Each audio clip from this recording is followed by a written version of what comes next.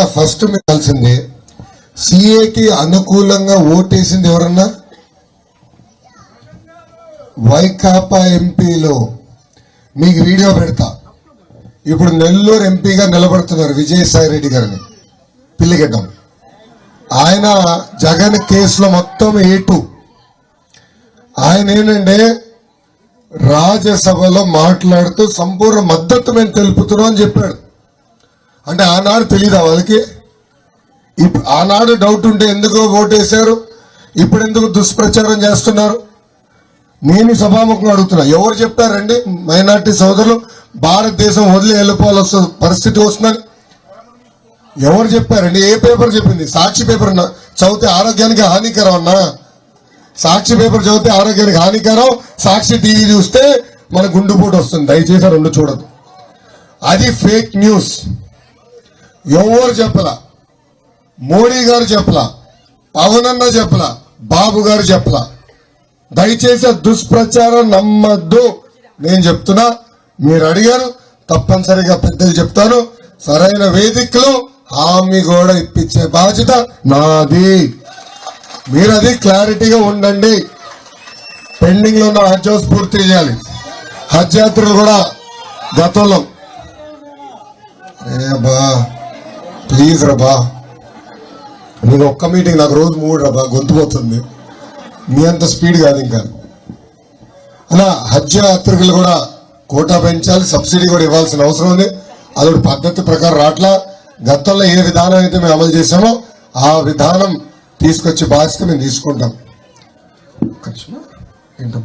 నాకు ఇంత అద్భుతమైన అవకాశం ఇచ్చిన దుగ్గిరాల పంచాయతీ ప్రజలందరికీ పేరు పేరున ఉదయపూర్ ధన్యవాదాలు తెలుపుకుంటూ మీ అందరి దగ్గర నేను సెలవు తీసుకుంటాను.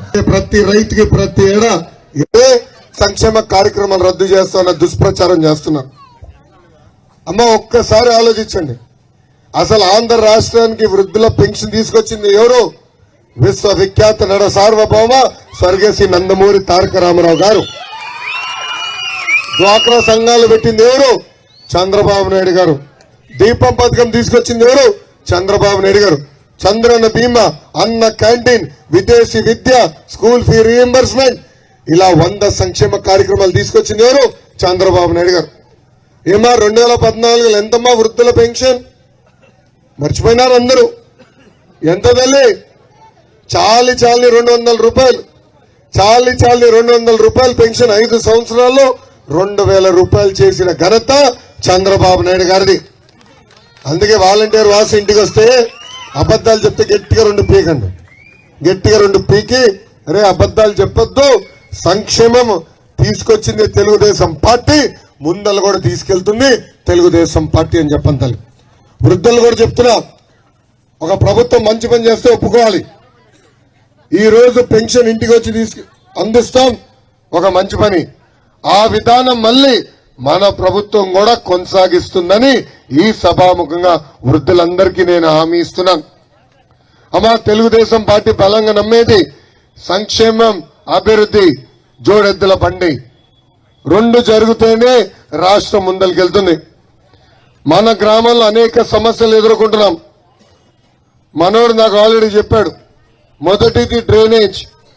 మన మురికి నీరు వెళ్ళి వేరే ఇంటి ముందర ఆగుతుంది, వాళ్ళకి మనకి గొడవ.